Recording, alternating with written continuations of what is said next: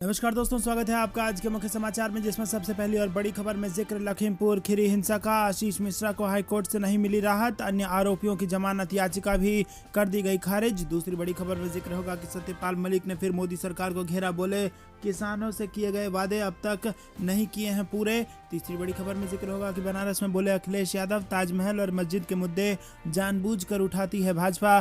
चौथी बड़ी खबर में जिक्र पंजाब का, मोहाली में इंटेलिजेंस ऑफिस के बाहर हमला, एफएसएल टीम जांच में जुटी, सीएम मान ने डीजीपी से मांगी रिपोर्ट। और पांचवी बड़ी खबर में जिक्र होगा कि बिहार में जातिगत जनगणना को लेकर बनने लगा मोर्चा, तेजस्वी की मांग पर मुकेश साहनी के बयान से हलचल। दोस्तों, हर एक खबर की गहराई में आपको ले जाएंगे, लेकिन उससे पहले अगर आपको भी ऐसा लगता है कि भाजपा जानबूझकर मस्जिद और इस प्रकार के मामले उठाती है तो अभी इस वीडियो को लाइक करके समर्थन दर्ज कीजिए। और अगर चैनल पर नए हैं तो लाल बटन को दबा के चैनल को सब्सक्राइब करके घंटी बजाकर कमेंट में लिखिए जय हिंद। दोस्तों, रुक करते हैं सबसे पहली और बड़ी खबर की तरफ। लखीमपुर खीरी हिंसा में आशीष मिश्रा को हाईकोर्ट से नहीं मिली राहत, अन्य आरोपियों की जमानत याचिका कर दी गई खारिज। जी हां दोस्तों, इलाहाबाद उच्च न्यायालय की लखनऊ खंडपीठ ने केंद्रीय गृह मंत्री अजय मिश्रा उर्फ टैनी के पुत्र आशीष मिश्रा उर्फ मोनू की कथित संलिप्तता वाली लखीमपुर खीरी हिंसा के 4 आरोपियों को यहां पर जमानत याचिका सोमवार को उनकी खारिज कर दी गई है। इस बीच आशीष मिश्रा की जमानत याचिका पर सुनवाई 25 मई तक के लिए टाल दी गई है। न्यायमूर्ति दिनेश कुमार सिंह की एकल पीठ ने चारों आरोपियों की जमानत अर्जी खारिज करते हुए कहा कि ये सभी मुख्य आरोपी आशीष के साथ सक्रिय रूप से योजना बनाने एवं इस जघन्य कांड को अंजाम देने में शामिल रहे थे। अदालत ने यह भी कहा कि इस मामले के सभी आरोपी राजनीतिक रूप से अत्यधिक प्रभावशाली हैं, अतः जमानत पर छूटने के बाद इस बात से इनकार नहीं किया जा सकता है कि वो साक्ष्यों से छेड़छाड़ नहीं करेंगे और गवाहों को प्रभावित नहीं करेंगे। पीठ ने एसआईटी के इस निष्कर्ष को भी ध्यान में रखा कि यदि केंद्रीय मंत्री टैनी ने कुछ दिन पहले किसानों के खिलाफ जनता के बीच कुछ कटु वाक्य न दिए होते तो ऐसी घटना न होती। पीठ ने कहा कि उच्च पदों पर बैठे हुए राजनीतिक व्यक्तियों को जनता के बीच मर्यादित भाषा में बयान देना चाहिए और उन्हें अपने पद की गरिमा का ख्याल रखना चाहिए। रुक करते हैं अगली बड़ी खबर की तरफ। सत्यपाल मलिक ने फिर मोदी सरकार को घेरा, बोले किसानों से किए गए वादे अब तक नहीं हुए पूरे। जी हां दोस्तों, आपको बता दें कि मेघालय के राज्यपाल सत्यपाल मलिक ने कहा कि सरकार ने कृषि कानूनों के खिलाफ किसानों के आंदोलन को समाप्त करने के लिए जो वादे किए थे उन्हें अभी तक पूरा नहीं किया गया है। वहीं दोस्तों, आपको बता दें कि राज्यपाल ने न्यूनतम समर्थन मूल्य पर कानून बनाने की वकालत की। मलिक ने कहा कि किसानों ने केवल दिल्ली में अपना धरना समाप्त किया है, लेकिन 3 विवादास्पद कृषि कानूनों के खिलाफ उनका आंदोलन अभी भी जीवित है। मलिक ने रविवार शाम ये संवाददाताओं से कहा कि सरकार द्वारा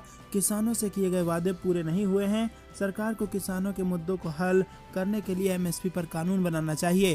उन्होंने कहा कि किसानों ने केवल दिल्ली में अपना धरना समाप्त किया है, लेकिन उनका आंदोलन अभी भी जीवित है। बता दें कि किसानों ने एमएसपी समेत अन्य वादों को लेकर पिछले साल दिसंबर में अपना आंदोलन वापस लिया था।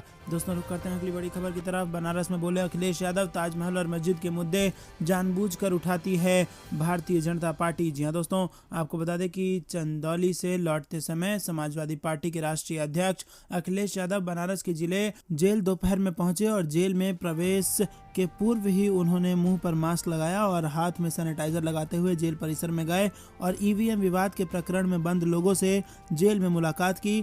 लगभग आधे घंटे के बाद जेल से वो बाहर निकले।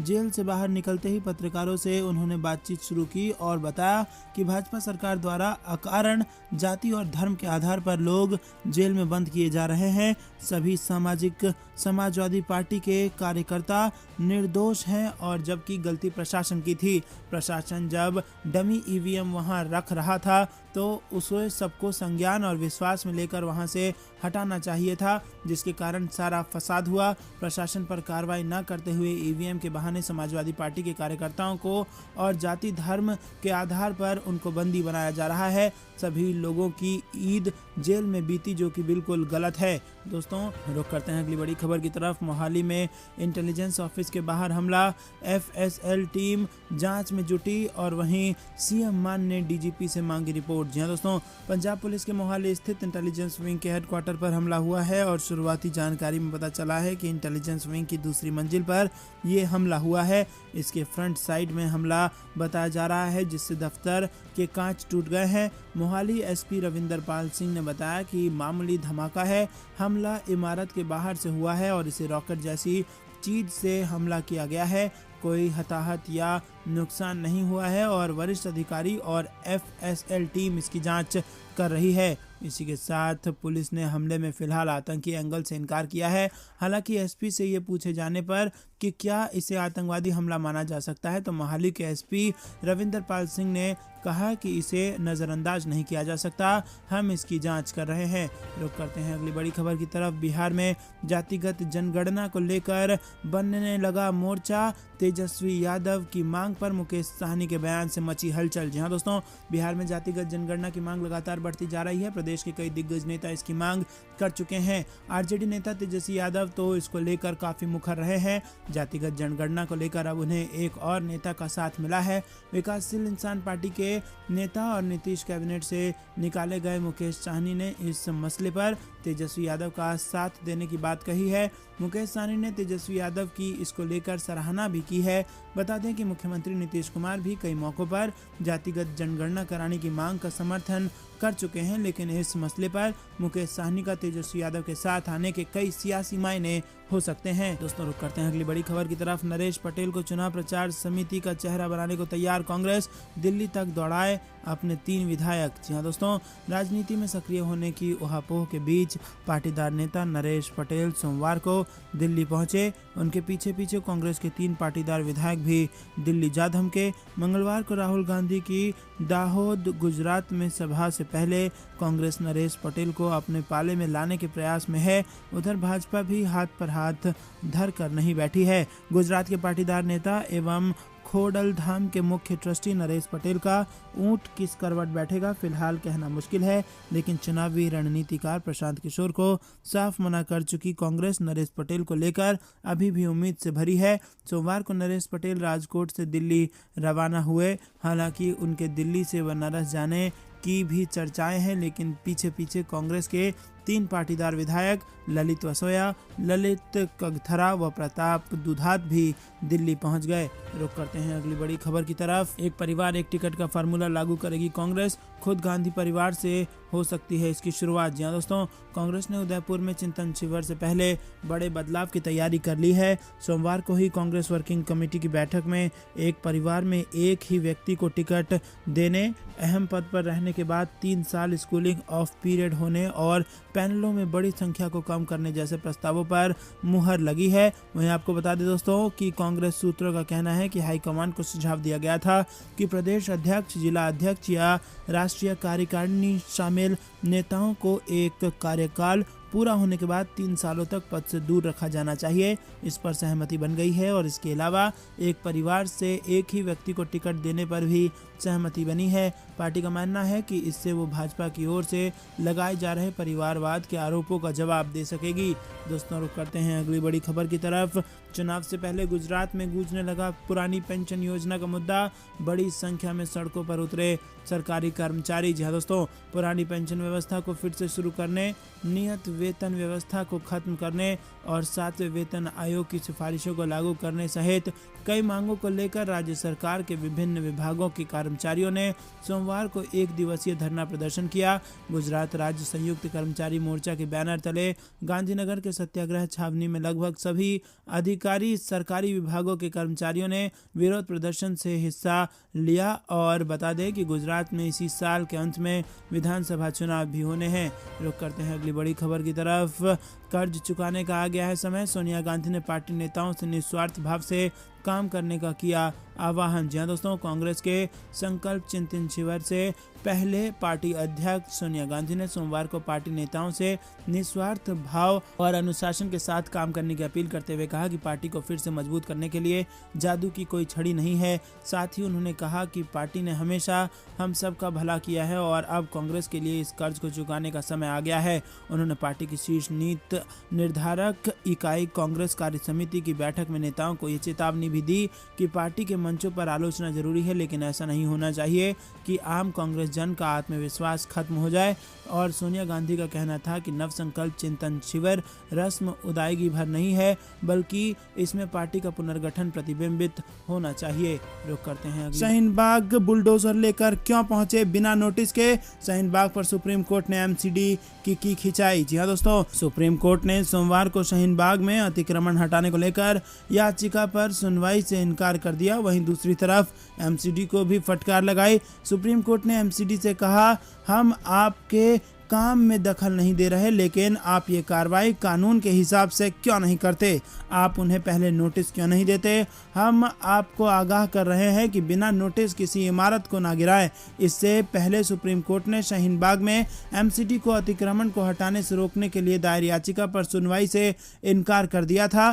कोर्ट ने कहा था कि इस याचिका को हाई कोर्ट के पास लेकर जाएं। यही नहीं, कोर्ट ने याचिकाकर्ता से सवाल पूछा था कि इलाके के लोगों और दुकानदारों जिन पर इस अतिक्रमण का असर पड़ रहा है, उनकी जगह राजनीतिक पार्टी क्यों सुप्रीम कोर्ट में याचिका डाल रही है। कोर्ट ने पूछा था कि सीपीआईएम ये याचिका क्यों दायर कर रही है, जिस पर इस कार्रवाई का असर पड़ रहा है। वो यहाँ आता तो भी हम समझ सकते थे, और इस मामले में एक पार्टी के कौन से मौलिक अधिकारों का हनन हो रहा है, क्या कोई ऐसा शख्स नहीं जिस पर इस कार्रवाई से असर पड़ रहा हो। तो दोस्तों, कोर्ट चाहता था कि पॉलिटिकल पार्टी नहीं, बल्कि वो व्यक्ति जो इस कार्रवाई से पीड़ित होगा या उस पर असर पड़ रहा होगा, वो कोर्ट पहुंचती तो शायद कोर्ट कुछ मदद करती। और लेकिन आपको बता दें कि बिना नोटिस के बुलडोजर लेकर शाहीन बाग पहुंचने पर एमसीडी की खिंचाई की है कोर्ट ने, और कहा है कि आप कानून का पालन क्यों नहीं करते। बिना नोटिस सर्व किए किसी भी मकान पर बुलडोजर चलाने से पहले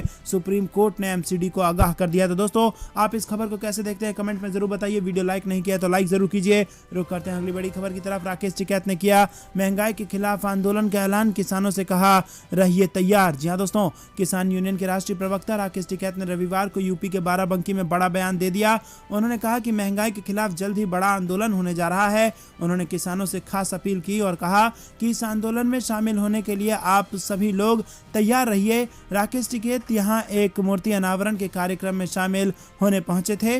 राकेश टिकैत ने कहा कि देश में अब महंगाई, बेरोजगारी, किसानों और नौजवानों की समस्या को लेकर बड़ा आंदोलन होगा। इसके लिए आप सब तैयार रहें, समय पर जगह आपको बता दी जाएगी। टिकैत यहाँ केंद्र और प्रदेश सरकार से काफी नाराज दिखे। उन्होंने कहा कि प्रदेश सरकार को किसानों को गेहूं पर 500 रुपए सब्सिडी देनी चाहिए और गेहूं को बाहर भेजना चाहिए, लेकिन सरकार किसानों की बजाय बड़े व्यापारियों को फायदा पहुंचा रही है। रुक करते हैं अगली बड़ी खबर की तरफ। पीएम मोदी को राष्ट्र को संबोधित करने में क्या दिक्कत है, अशोक गहलोत ने फिर दागे सवाल। जी हाँ दोस्तों, राजस्थान के मुख्यमंत्री अशोक गहलोत ने एक बार फिर प्रधानमंत्री मोदी पर निशाना साधा है और गहलोत ने कहा कि आखिर प्रधानमंत्री नरेंद्र मोदी राष्ट्र को संबोधित क्यों नहीं कर रहे हैं। उन्होंने कहा कि पीएम को दंगों की निंदा करनी चाहिए। गौरतलब है कि पहले भी अशोक गहलोत प्रधानमंत्री नरेंद्र मोदी से देश को संबोधित करने की मांग कर चुके हैं। अपने ताजा बयान में अशोक गहलोत ने कहा कि प्रधानमंत्री को राष्ट्र को संबोधित करने में क्या दिक्कत हो सकती है। उन्होंने कहा कि प्रधानमंत्री को दंगों की निंदा करनी चाहिए। गहलोत ने आगे कहा कि पीएम ने लिंचिंग की निंदा की थी, लोगों ने उसका स्वागत किया था। वैसे ये पहली बार नहीं है जब अशोक गहलोत ने पीएम मोदी से ऐसी अपील की हो। गौरतलब है कि इससे पहले भी गहलोत प्रधानमंत्री मोदी और गृहमंत्री अमित शाह से दंगों को लेकर राष्ट्र को संबोधित करने की मांग कर चुके हैं। वहीं इस दौरान मुख्यमंत्री अशोक गहलोत ने बिजली की महंगाई को लेकर भी बात की। रुक करते हैं अगली बड़ी खबर की तरफ। पार्टी फोरम में आत्म आलोचना की जरूरत है, लेकिन इस तरह से ना हो कि मनोबल गिर जाए। सीडब्ल्यूसी बैठक में सोनिया गांधी का बड़ा बयान। जी हाँ दोस्तों, आपको बता दें कांग्रेस कार्य समिति की सोमवार को हुई बैठक में राजस्थान के उदयपुर में होने वाले विचार मंथन शिविर के एजेंसी पर चर्चा की गई और सोनिया गांधी की अगुवाई में पार्टी मुख्यालय पर हुई इस बैठक में कांग्रेस के पूर्व अध्यक्ष राहुल गांधी, राज्यसभा में नेता प्रतिपक्ष मल्लिकार्जुन खड़गे, संगठन महासचिव केसी वेणुगोपाल, राजस्थान के मुख्यमंत्री अशोक गहलोत और छत्तीसगढ़ के मुख्यमंत्री भूपेश बघेल समेत कई अन्य नेता शामिल हुए। रुक करते हैं अगली बड़ी खबर की तरफ। सूरत में बीजेपी और आम आदमी पार्टी कार्यकर्ताओं के बीच झड़प, दोनों ने एक दूसरे पर दर्ज कराए मामले। जी हाँ दोस्तों, गुजरात के सूरत के सरथाना इलाके में बीजेपी और आम आदमी पार्टी के कार्यकर्ताओं के बीच झड़प हो गई। इस मामले में दोनों पक्षों ने एक दूसरे के खिलाफ दंगा करने और अवैध तरीके से एकत्रित होने की एफआईआर दर्ज कराई है। एक पुलिस अधिकारी ने सोमवार को बताया कि शनिवार को रात करीब 10:30 बजे कथित तौर पर आम आदमी पार्टी के संगठन सचिव राम धादुक और उनके 6 सहयोगियों की पिटाई करने के मामले में 25 बीजेपी कार्यकर्ताओं के खिलाफ रविवार को प्राथमिकी दर्ज कराई गई। रुक करते हैं अगली बड़ी खबर की तरफ। आम आदमी पार्टी का नेशनल ड्रीम क्या 2024 के लिए अरविंद केजरीवाल ने खींच दी लकीर। जी हां दोस्तों, लगातार 2 बार दिल्ली जीतने के बाद पंजाब विधानसभा चुनाव में प्रचंड बहुमत हासिल करने वाली आम आदमी पार्टी अब अपना विस्तार कर रही है। गुजरात और हिमाचल प्रदेश के विधानसभा चुनाव में भी पार्टी मजबूती से ताल ठोक रही है। पार्टी के बढ़ते कद के बीच अब राष्ट्रीय राजनीति में आम आदमी पार्टी की भूमिका को लेकर भी चर्चाएं जोर पकड़ने लगी हैं। एक तरफ कांग्रेस समेत पूरा विपक्ष 2024 के लोकसभा चुनाव में भारतीय जनता पार्टी को परास्त करने की प्लानिंग कर रहा है, तो दूसरी तरफ केजरीवाल ने भी अपना एजेंडा स्पष्ट कर दिया है। केजरीवाल ने कह दिया है कि वो गठबंधन करके किसी पार्टी को हराना नहीं चाहते, बल्कि 130 करोड़ देशवासियों के साथ गठबंधन कर देश को जिताना चाहते हैं। केजरीवाल के इस बयान से कयास लगाए जा रहे हैं कि उन्होंने विपक्षी एकजुटता के प्रयास को झटका देते हुए बड़ी राजनीतिक लकीर खींच दी है। दोस्तों, रुक करते हैं अगली बड़ी खबर की तरफ। बीजेपी नेता का विवादित बयान, शाहीन बाग को बताया मिनी पाकिस्तान। जी हां दोस्तों, दिल्ली के शाहीन बाग इलाके में अतिक्रमण हटाने पहुंचा बुलडोजर अब वहां से वापस लौट गया है। भारी हंगामे के बीच एमसीडी की तरफ से वहां सिर्फ खाना पूर्ति की गई। एमसीडी कर्मचारियों ने वहां सिर्फ एक बिल्डिंग के बाहर लगे लोहे की रॉड्स को हटवाया जो वहां रेनोवेशन के काम के लिए लगी थी। और इस बीच सुप्रीम कोर्ट में इस मामले पर दोपहर 2 बजे सुनवाई हुई और इससे पहले शाहीन बाग में भारी हंगामा देखने को मिला। कुछ स्थानीय नेता और लोग वहां एमसीडी के बुलडोजर के आगे बैठ गए थे और उन्होंने एमसीडी और बीजेपी के खिलाफ जमकर नारेबाजी की और इनको बाद में हटा दिया गया और कुछ को हिरासत में भी लिया गया। फिलहाल शाहीन बाग से अतिक्रमण हटाने का मामला सुप्रीम कोर्ट पहुंच चुका है। दोस्तों, रुक करते हैं अगली बड़ी खबर की तरफ। हिमाचल प्रदेश की सीमाएं सील, खालिस्तान जनमत संग्रह के आह्वान पर सुरक्षा बढ़ाई गई। जी हां दोस्तों, हिमाचल प्रदेश में विधानसभा के गेट और दीवारों पर खालिस्तान के झंडे और नारे नजर आए। विपक्ष से लेकर राज्य की बीजेपी सरकार पर हमलावर है। पुलिस को पंजाब से आए सैलानियों पर शक है। हिमाचल प्रदेश विधानसभा भवन के बाहर सुबह भड़काऊ नारे लिखे मिले। इनमें एक प्रतिबंधित समूह के खालिस्तान जनमत संग्रह का आह्वान किया गया था। इसके बाद इस पहाड़ी राज्य में रात से सुरक्षा बढ़ा दी गई है। अंतर्राज्यीय सीमाओं को सील कर दिया गया है और होटल और अन्य व्यावसायिक आवासों की कड़ी निगरानी के आदेश दे दिए गए हैं। राज्य की सीमाओं पर सुरक्षा को लेकर हाई अलर्ट है। पुलिस को रात्रि में निगरानी करने के आदेश दिए गए हैं। रुक करते हैं अगली बड़ी खबर की तरफ। चंदौली कांड में सियासत, पीड़ित परिवार से मिले अखिलेश यादव, बोले सरकारी जांच पर भरोसा नहीं, थाने में बढ़ा दलाली का सेंसेक्स। जी हां दोस्तों, चंदौली के मनराजपुर गांव में पुलिस दबिश के दौरान युवती की घटना से राजनीतिक गलियारों में सरगर्मी बढ़ी हुई है। और वहीं आपको बता दें कि समाजवादी पार्टी के राष्ट्रीय अध्यक्ष अखिलेश यादव ने पीड़ित परिवार से मुलाकात की और मृतका निशा के पिता कन्हैया यादव को सांत्वना दी और करीब आधे घंटे तक उन्होंने घटना के संबंध में चर्चा की और इसके बाद वो बनारस जिले जेल पहुंचे और ईवीएम प्रकरण में जेल में बंद सपा कार्यकर्ताओं से मुलाकात कर रहे थे। दोस्तों, रुक करते हैं अगली बड़ी खबर की तरफ जो कि कोरोना से जुड़ी हुई आ रही है। गुजरात में कोरोना ने बढ़ा दी टेंशन। अहमदाबाद के एनआईडी में मिले 24 संक्रमित, कैंपस बना कंटेनमेंट जोन। जी हां दोस्तों, गुजरात में कोरोना संक्रमण मामले बढ़ते जा रहे हैं और सूबे के अहमदाबाद में मौजूद नेशनल इंस्टीट्यूट ऑफ डिजाइन में कोविड के 24 संक्रमित पाए गए हैं। जानकारी के अनुसार गुजरात में अहमदाबाद शहर स्थित नेशनल इंस्टीट्यूट ऑफ डिजाइन के कुल 24 छात्र 3 दिनों में कोविड-19 से संक्रमित पाए गए हैं, जिससे चिंता बढ़ गई है। रुक करते हैं अगली बड़ी खबर। किसान नेता राकेश टिकैत का बड़ा ऐलान, महंगाई के खिलाफ करेंगे आंदोलन। जी हां दोस्तों, रविवार को किसान नेता राकेश टिकैत बाराबंकी पहुंचे और यहां पर किसान नेता ने महंगाई के खिलाफ बड़ा ऐलान कर दिया। राकेश टिकैत का कहना है कि महंगाई बेकाबू होती जा रही है, जिसको लेकर किसानों को एक बार फिर से साथ आना होगा, सरकार के खिलाफ आंदोलन करना होगा। इस बढ़ती महंगाई ने किसान और आम लोगों का जीना मुश्किल कर दिया है। बता दें कि राकेश टिकैत यहां पर एक मूर्ति अनावरण कार्यक्रम में पहुंचे थे। किसानों से अपील करते हुए उन्होंने कहा कि जगह और समय समय आपको बता दिया जाएगा। इस दौरान राकेश टिकैत केंद्र और प्रदेश सरकार से काफ़ी नाराज दिखे। उन्होंने कहा कि प्रदेश सरकार को किसानों को गेहूं पर 500 रुपये की सब्सिडी देनी चाहिए और गेहूं को बाहर भेजना चाहिए, लेकिन सरकार किसानों की बजाय बड़े व्यापारियों को फ़ायदा पहुंचा रही है। दोस्तों, फिर से खड़ा हो सकता है किसान आंदोलन। रुक करते हैं अगली बड़ी खबर की तरफ। 2024 में बीजेपी को हराने अखिलेश यादव के साथ आएंगे केजरीवाल। ममता बनर्जी और लालू यादव, ओपी राजभर ने किया बड़ा ऐलान। जी हां दोस्तों, आपको बता दें सुहेलदेव भारतीय समाज पार्टी के मुखिया ओम प्रकाश राजभर की देखरेख में राजधानी लखनऊ में सुभाषपा का 2 दिवसीय प्रशिक्षण शिविर संपन्न हुआ। इस ट्रेनिंग कैंप में सुभाषपा चीफ ओम प्रकाश राजभर ने बड़ा बयान दिया है। उन्होंने कहा कि 2024 का लोकसभा चुनाव विधानसभा चुनाव में बने गठबंधन के साथ ही लड़ा जाएगा। ओम प्रकाश राजभर ने कहा कि अखिलेश यादव, जयंत चौधरी और संजय चौहान के साथ गठबंधन बना रहेगा। सुहेलदेव भारतीय समाज पार्टी के मुखिया ओम प्रकाश राजभर ने कहा कि सभी एंटी बीजेपी पार्टियों को लेकर लोकसभा में बड़ा गठबंधन बनेगा। उन्होंने ये भी कहा कि ममता बनर्जी, अखिलेश यादव, अरविंद केजरीवाल, लालू प्रसाद यादव और उद्धव ठाकरे सबको एक साथ लाने का प्रयास होगा।